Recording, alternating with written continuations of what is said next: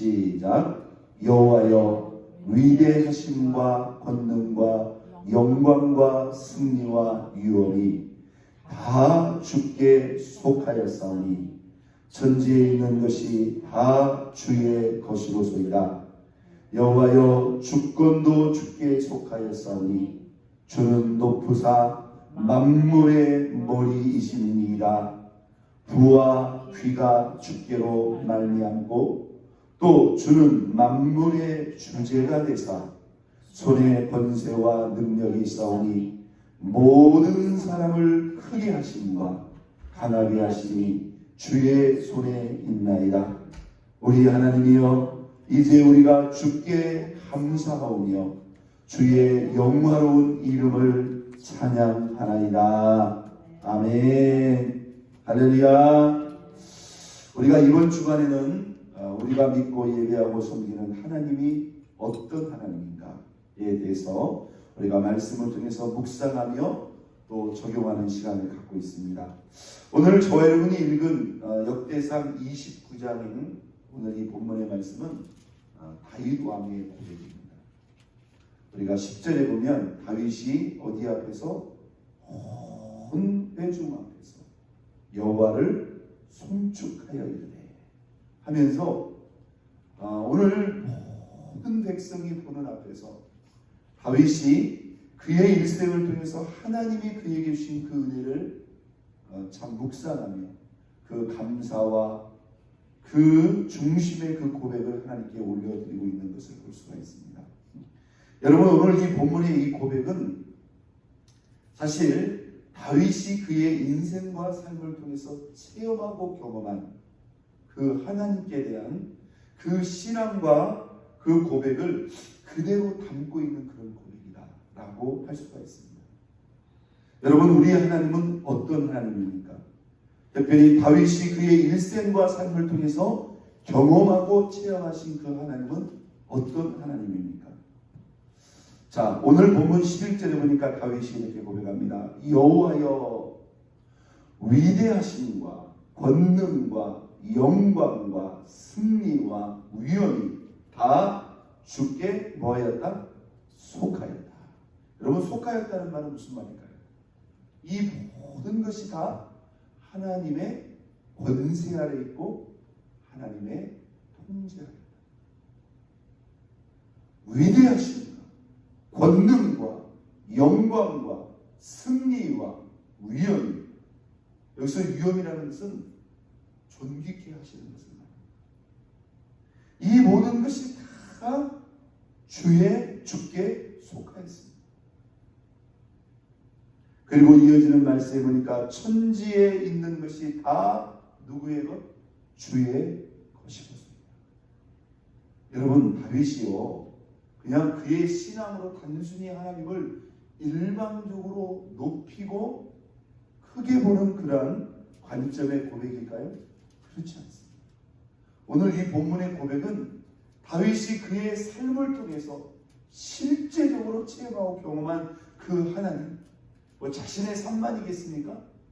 그가 그의 일생을 통해서 하나님께서 행하신 그 모든 일들을 그가 보고 느낀 그러한 경험을 가지고 고백하고 있습니다. 그런데 우리 또한 다윗의 삶을 알고 있어요? 모르고 있어요? 알고 있다. 다윗이 왜 이런 고백을 할 수밖에 없고 왜 이런 고백을 올릴 수밖에 없는가를 우리 또한 사실 모르는 바가 아닙니다. 여러분, 다윗의 그 시작과 과거는 어땠습니까? 유대 베들레헴. 지금이야 우리가 베들레헴을 잘 알지만 사실 지금도 뭐 이스라엘에 그렇게 큰 도시나 큰 땅도 아닙니다. 유다의 아주 조그만 시골 마을. 이세라고 하는 사람에게 몇 명의 아들이? 8명의 아들이 있었어요. 그 중에 말제, 막둥이였어요. 그러니까 보니까 양을 치는 사람이에요. 어쩌면 이 다윗의 삶 속에 하나님의 개입과 역사하심이 없었다면 그는 태어나서 죽을 때까지 그냥 산과 들로 다니면서 평생 뭐예요? 그냥 양을 치다가 인생이 시작해서 양을 치는 걸로 그냥 인생이 끝날 수도 있는 그런 인생이었대요. 어떻게 그 시골에, 그것도 8번째 아들이었던, 평생 양을 치다가 끝날 수도 있는 그런 인생이 어떻게 하나님의 역사 가운데서 그가 이스라엘 왕이 되고 이스라엘 역사 가운데서 가장 강력한 그런 위대한 왕, 그리고 아브라함을 잇는 예수 그리스도의 믿음의 조상이 됐습니다. 이 모든 것이 누구의 은혜요? 하나님의 은혜라는 것을 다윗이 기억하고 고백합니다. 여러분, 나중에 보면 사도 바울이 그런 고백을, 내가 낳은 것은 누구의 은혜라? 하나님의 은혜라. 하나님. 이게 똑같은 관점이에요. 나 같은 사람을, 다윗은 앞으로 보나 옆으로 보나 어느 쪽으로 보나 왕이 뭡니까? 예루살렘에 가지도 못할 그런 인물이 하나님이 이스라엘의 모든 역사 가운데 가장 크고 위대한 인물로 그를 세우셨는데, 이게 하나님의 역사와 개입이 아니고서는 뭐예요? 사실 상상도 할 수 없는 일이에요. 그러니까 여러분, 우리가 누구를 바라봐야 돼요? 하나님 바라봐야 돼요. 내가 가진 거, 뭐 내 조건, 내 상황, 내 배경, 내가 뭐 가진 거, 여러분 이것을 봐서는 안 됩니다. 위대하신 권능, 영광, 승리, 위엄, 이것이 다 주께 속하여. 아니, 천지에 있는 모든 것이 다 누구의 것이다? 주의 것이다. 여러분, 우리는 이것을 믿고 분명히 잊지 말아야 되고 매 순간 고백해요. 아무렇습니다. 모든 것이 다 주의 것이고 주께 속한 것이다. 이 말은 우리 주님께서 당신의 뜻대로, 우리 아버지 하나님께서 그 뜻대로 이 모든 것을 다 다스리시고 주관하시고 통치하신다는 것을 다윗의 인생과 삶을 통해서 우리에게 아주 구체적으로 보여주십니다. 여러분, 하나님께서 이제 사울왕이 영적으로 무너지니까 하나님께서 사무엘 선지자를 일부러 누구의 집에 보내요? 베들레헴 이새의 집으로. 내가 그 이새의 아들 가운데 한 왕을 얘기합니다. 사무엘 선지자가 이새의 첫째 아들부터 지내가 됩니다. 여러분, 그때 당시 사무엘 선지자는 사실 모든 민족이 주목하는 사실 민족의 영적 지도자였죠. 그런 유명한 분이, 그런 영적 지도자가 이새의 집에 왔지만 그 순간에도 다윗은 뭐하고 있었어요? 가서 양을 치고 있었어요. 이 말은 사실 집안에서도 거의 주목을 받지 못하는 그런 인물이에요. 여러분, 모든 사람은 우리가 그러니까 인간적으로 객관적인 그런 기준으로 볼 때 어디 내놓을 만한 것도 없고 전혀 주목받을 만한 것이 전혀 없었다는 거예요. 누가요? 다윗이. 그런데 누구는? 우리 하나님은 다윗을 정확하게 보고 있다. 있습니까? 하나님이 보고 있다. 우리가 세상적인 기준, 인간적인 기준을 우리가 생각할, 하나님 앞에 합당하면, 하나님이 기뻐하시고 하나님이 원하시면 하나님은 어떤 조건, 어떤 상황에서도 그 사람을 선택하실 수 있고 들어 사용하실 수 있다. 이것을 다윗의 삶을 통해서 우리에게 분명히 보여줍니다. 자, 11절 다시 한번 봅니다. 여호와여, 위대하심과 권능과 영광과 승리와 위엄이 다 주께 속하였나이다. 천지에 있는 것이 다 주의 것이옵소이다. 여호와여, 주권도 주께 속하였사오니. 사실 이전의 고백으로 이미 그게 다 나온 거죠. 주권, 이 세상의 모든 권세가 다 누구의? 하나님입니다. 하나님의 뜻과 판단과 결정에 의해서 이 모든 것들이 다 움직여진다. 여러분, 하나님의 주권을 믿습니까? 그것이 하나님의 권세라는. 여호와여, 주권도 속하였사오니. 주는 높으사, 얼마나 높으신가? 얼마나 높으신가? 만물의 누구이시니이다? 머리이시니이다.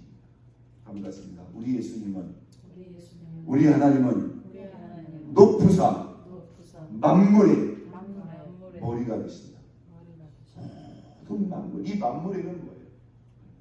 보이는 것과 보이지 않는 이 땅과 하늘의 모든 것의 머리, 곧 주인이시죠. 머리라는 말이 무슨 말입니까? 여러분, 우리가 우리 몸을 모든 것이 누가 결정하고 누가 통제합니까? 이 머리가 모든 것을 결정하고 통제합니다. 이 모든 만물을 그 뜻대로 움직이시고 주관하시는 분이 분명히 우리 하나님입니다. 다윗은 이것을 경험합니다. 여러분, 다윗이 군대에 들어가지도 못하는 그런 나이에 군대에 들어간 형들의 안부를 물으러 갔다가 아버지의 심부름으로 지금 전장에 있는 형들의 안부를 물으러 갔다가 블레셋의 육척 장사인 골리앗의 그 으름장과 그 협박 앞에 사울 왕으로부터 이스라엘 모든 군사들이 무려 40일 동안 그냥 벌벌벌벌 떨면서 아무것도 못하고 있는 그 상황을 다윗이 그냥 형들의 안부를 물으러 갔다가, 우리가 보면 그냥 우연히 발생한 상황인 것 같지만 하나님이 다윗이라고 하는 이 인물을 그 민족 가운데 단번에 세우시기 위해서 그렇게 인도하십니다. 여러분, 우리는 우리의 삶 속에 이렇게 우연히 이루어지는 이 일들도 하나님의 주권, 하나님의 섭리와 계획과 간섭 가운데 있다는 것을 우리는 늘 주시할 필요가 있습니다. 한번 더 하나님 안에서 어떤 것도 우연일 수 없다. 우연일 수가 없는 거예요. 모든 것이 하나님의 주권과 계획 속에 있다는 것을 우리는 늘 생각해야 합니다. 40일 동안 왕으로부터 모든 군사들이 그냥 아무것도 못하고 벌벌 떨고 있는, 그때 하나님께서 다윗의 마음을 갑니다. 그 다윗이 어떻게 합니까? 물맷돌 5개를 누구의 이름으로? 만군의 여호와의 이름으로 그 육척장사 골리앗을 단번에 때려 눕히고 그의 칼을 뽑아 그의 머리를 베어 멸망 직전에 있었던 이 이스라엘이 이 사건을 계기로 그 전쟁에서 대승을 거두고 다윗은 단번에 뭐예요? 그 민족의 중심 인물이 됩니다. 군대도 들어가지 못하는 나이에 그가 왕의 총애를 받고 어떻게 됩니까? 모든 군을 주의하는 군대 장관이 됩니다. 나중에는 왕의 사위의 자리까지 이릅니다. 그런데 여러분, 이렇게 좋은 일만 있었습니까? 아니죠. 민족의 영웅이 되었고 왕의 가장 큰 신임을 받았던, 진짜 사울 왕가의 가장 유력한 인물이었던 이 다윗이 오히려 사울 왕이 영적으로 무너짐으로 말미암아 백성이 자기보다 다윗을 더 신임하는 것을 시기한 사울 왕에게 악심이 많은데, 아무 죄도 없는 그 다윗 왕을 사울이 막 죽이려 하는 거예요. 그래서 하루아침에 그 사울 왕에게 정치적인 핍박과 적이 되어서 그 사울 왕을 피해서 쫓기는 도망자 생활을 하는데 그 세월이 무려 몇 년이었더라? 적어도 10년 이상. 여러분 한번 생각해 보세요. 실제적인 권력을 가지고 있는 왕이 막 성경에 보면 3,000명 이상의 정예 군사를 이끌고 그 조그만 나라를 막 이잡듯이 다윗을 잡으려고 찾아다닌다고 합니다. 나중에 다윗 때문에 다윗에게 속한 그 다윗의 가족들이 다 다윗에게 돌아옵니다. 다윗을 찾아. 그 사람들이 무려 몇 명이었더라? 처음에는 400명, 나중에는 600명. 그 400명, 600명을 데리고 여러분 산으로, 들로, 강으로, 동굴로 그 사울의 군사를 피해서 여러분 도망친다고 한번 생각해 보세요. 그게 하루 이틀도 아니고 무려 10년이었다면 이건 하나님의 은혜가 아니고서는요 진짜 스트레스 받아서 살 수가 없다 이 말이에요. 그렇지 않겠습니까? 그런데 하나님은 그 10년 동안 다윗을 어떻게 하셨다? 완벽하게 지키셨다. 믿으시면 하면 완벽하게 지키셨다. 거꾸로 사울이 다윗을 잡은 게 아니라 다윗이 눈앞에서 사울을 죽일 수 있는 두 번의 기회를 하나님이 주셨다. 그런데도 다윗은 하나님이 기름 부어 세우신 하나님의 왕이었기 때문에 지금 사울이 영적으로 완전히 무너졌고 아무 죄도 없는 자기를 죽이려고 하는 그 사울을 그럼에도 불구하고 하나님이 기름 부어 세우신 왕이었기 때문에 그는 하나님이 세우신 그 선을 절대로 넘어가지 않습니다. 사울왕만 죽으면 자기가 모든 핍박이 다 끝나고 오히려 백성의 신임을 받아 왕이 될 수 있음에도 불구하고 다윗은 그것을 누구에게? 하나님께 맡겨요. 여러분 이게 바로 다윗의 자세예요. 왜? 이게 누구의 권한이? 하나님의 권한. 죽여도 하나님이 죽여야지 자기가 죽여서는 안 된다는 것을 다윗은 분별하고 있어요. 여러분 그 이야기 스토리가 어떻게 되죠? 결국 사울왕은 전장에서 그의 아들들과 죽게 되고 다윗은 그 긴 핍박의 시간을 견뎌내고 처음에 유다왕이 되고 나중에 통일왕국 이스라엘의 두 번째 왕이 되었는데 단순히 왕만 된 게 아니라 이스라엘의 모든 역사 가운데 가장 강력한 왕, 그 국가를 세우게 된 걸 여러분 믿으시기를 바랍니다. 바로 다윗은 이러한 삶의 경험을 가지고 지금 고백하고 있습니다. 우리 주님이 천지에 있는 것이 다 주의 것이고 주권도 주님께 속하였사오니 주는 높으사 만물의 머리이시입니다. 12절 읽겠습니다. 부와 귀가 누구에게로? 주님께로 말미암고 부, 하나님이 우리에게 주시는 그 부와 재물도 주님께로. 귀는 뭡니까? 바로 우리를 존귀하게 세우시는 것. 부와 존귀가 누구에게로? 주님께로 말미암고 또 주는 누가 되사? 만물의 주제가 돼서. 아까 만물의 머리가 됐다고 그랬죠? 만물의 주제. 사실상 주인이요 주권자라는 거죠. 만물의 주제가 되사 손에 권세와 능력이 있사오니 한번 더 했습니다. 모든 사람을 크게 하심과 강하게 하심이 주의 손에 있나이다.